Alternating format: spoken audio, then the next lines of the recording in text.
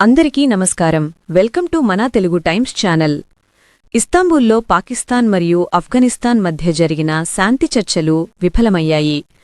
ఇది ఇరు దేశాల మధ్య ఉద్రిక్తతలను పెంచింది. పాకిస్తాన్ రక్షణ మంత్రి ఖవాజా ఆసిఫ్ ఈ వైఫల్యాన్ని ధృవీకరించారు. చర్చలు విఫలమవడానికి పాకిస్తాన్ బాధ్యతారహిత వైఖరే కారణమని ఆఫ్ఘనిస్తాన్ ప్రభుత్వం ఆరోపించింది. ఈ సంఘటనతో ఇరు దేశాల మధ్య ఉద్రిక్తతలు పెరుగుతాయని భావిస్తున్నారు. చర్చల వైఫల్యం.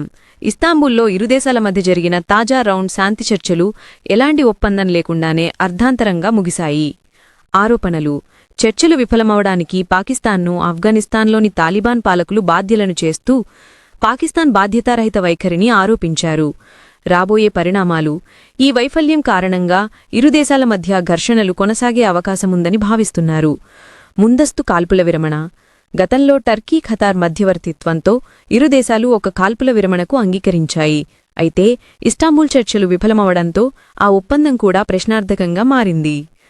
ఆఫ్ఘనిస్తాన్ పాక్ దేశాల మధ్య శాంతి చర్చలు ఇస్తాంబుల్లో తిరిగి ప్రారంభమైనా కొన్ని రోజులలోనే విఫలమయ్యాయి. రెండు దేశాలు గత నెల ఫ్యాటర్లో జరిగిన హింసాత్మక సరిహద్దు ఘర్షణల తర్వాత ఒప్పుకున్నా తాత్కాలిక ఆగిపోవడంపై మరో చర్చలు జరుపుతున్నాయి. ఆఫ్ఘాన్ ప్రభుత్వ ప్రతినిధి ఈ చర్చలు విఫలమైనందుకు ఇస్లామాబాద్ను బాధ్యుగిగా పేర్కొన్నారు. ఆఫ్ఘాన్ ప్రతినిధి చెప్పినట్టే డోహాలో ఒప్పుకున్న ఆగిపోవడంలో ఇంకా మార్పు రాలేదు. దీర్ఘకాలిక ఒప్పందం సాధించలేకపోయినా ఆ ఆగిపోవడం కొనసాగుతోంది. పాకిస్తాన్తో ఆగిపోవడం అమల్లో ఉంది. ఇప్పటివరకు ఎలాంటి ఉల్లంఘనలు జరగలేదు. మన వైపు నుండి ఈ విషయం గమనించబడుతోంది. చర్చలు విఫలమైనది కారణంగా మేము మా ప్రకటనలో చెప్పాం. పాకిస్తాన్ తన అంతర్గత భద్రత బాధ్యతలను ఆఫ్ఘనిస్తాన్కు ఇవ్వాలని కోరింది. ఇది ఆఫ్ఘనిస్తాన్ సామర్థ్యం కంటే ఎక్కువ విషయం. ఆఫ్ఘనిస్తాన్ ఎవరైనా దేశం తరపున భద్రత బాధ్యత తీసుకోవడానికి సిద్ధంగా లేదు. ఈ ఏడాది చర్చలు విఫలమైనది చాలా దురదృష్టకరం అనుకుంటున్నాను. ఇది దాదాపు 3వ రౌండ్ అనుకోవచ్చు. మొదటి రౌండ్లో రెండు దేశాల రక్షణ మంత్రుల మధ్య దోహాలో సమావేశమయ్యారు. తర్వాత అక్టోబర్ 25న వారు అబుల్కు వెళ్తారు అని భావన ఇచ్చారు. అక్కడ ఒక వ్యవస్థను ఏర్పాటు చేస్తారు. ఒక నిర్దిష్ట ఫార్ములా లేదా ఫ్రేమ్వర్క్పై ఒప్పందం చేసుకుంటారు. అజెండా అంశమేమిటో నిర్ణయిస్తారు. 2 ముఖ్యమైన అంశాలున్నాయి. ఒకటి, పాకిస్తాన్ డిమాండ్ చేసింది ఆఫ్ఘన్ తాలిబాన్ వల్ల పాకిస్తాన్ మీద దాడులు జరగకుండా ఉండాలని, టెర్రర్ గ్రూపులు ఆఫ్ఘన్ భూమిని పాకిస్తాన్ మీద దాడికి ఉపయోగించకూడదని, ప్రత్యేకంగా ఈ నెట్వర్క్స్కి అనుమతించకూడదని, అవి సరిహద్దు దాటుకుని పాకిస్తాన్పై దాడులు చేస్తున్నాయి. రెండవది, రెండు వైపులా సరిహద్దు నిర్వహణ ఉండాలి. ఆఫ్ఘాన్ క్షేత్రంలో ఆఫ్ఘాన్ సైనికులు బాధ్యత వహిస్తారు. పాకిస్తాన్ సరిహద్దులో పాకిస్తాన్ సైనికులు బాధ్యత వహిస్తారు. కానీ దీని గురించి దాదాపు అక్టోబర్ 25 నుంచి అక్టోబర్ 30 వరకు 5 రోజుల చర్చలు ఫలప్రదంగా లేవు.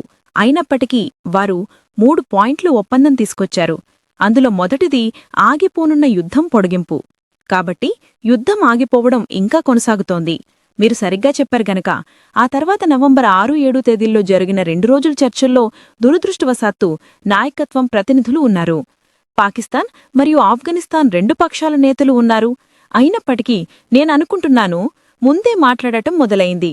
మీరు తాలిబాన్ అమీర్ మోహం చెప్పిన ఆదేశాలు విన్నట్లయితే ఆఫ్ఘాన్ డెలిగేషన్ రాజకీయ ఒప్పందం ఎక్కడా సంతకం చేయదని మొదటి నుండే స్పష్టంగా ఉంది. అలాగే ఆఫ్ఘాన్ భూమిపై టెర్రర్ నెట్వర్క్ ఆపడానికి ఏ రకమైన అర్థం చేసుకోవడం లేదా యంత్రాంగం కూడా కుదరదు. అంటే ఇది ఏం అర్థం? ఇప్పుడు నేల మీద వాస్తవానికి ఏమవుతుంది మీరనుకుంటున్నారా? సరిహద్దు వెంబడించి మరిన్ని గోళ్లు జరుగుతాయా? నేను చెప్పగలను. మీరు చూస్తే ఖచ్చితంగా. ఆఫ్ఘన్ తాలిబాన్ క్యాబినెట్ మంత్రుల నుండి వచ్చిన ప్రకటనలో ఒకరు ఇంటీరియర్ మంత్రి నబీ ఉమారీ, మరొకరు సరిహద్దు ప్రాంతాల మంత్రి నూరానీ. వారు ప్రస్తుతం పాకిస్తాన్పై తీవ్రంగా బెదిరిస్తూ పాకిస్తాన్ను దాడి చేయాలని హెచ్చరిస్తున్నారు. వారు పాకిస్తాన్కు గుర్తు చేస్తున్నారు వారు యుఎస్, యూకే, రష్యా లాంటి సూపర్ పవర్స్ను ఓడించారని. అందుకే పాకిస్తాన్ పట్ల ఇదొక సులుభైన పని అని భావిస్తున్నారు.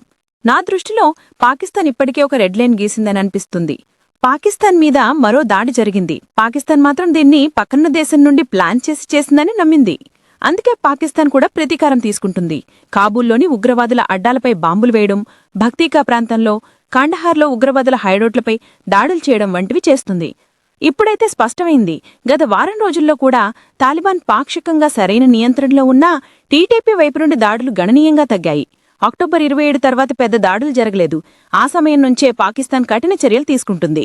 కాబట్టి ఈ వీడియో కానీ నచ్చితే ఒక లైక్ ఇవ్వండి. అలాగే ఇంతవరకు మా ఛానల్కి సబ్స్క్రైబ్ చేసుకున్నట్లయితే వెంటనే సబ్స్క్రైబ్ చేసుకోండి. ఇలాంటి వీడియోల నోటిఫికేషన్స్ కొరకు బెల్ ఐకాన్ కూడా క్లిక్ చేయండి. Thank you for watching. జై హింద్, జై భారత్.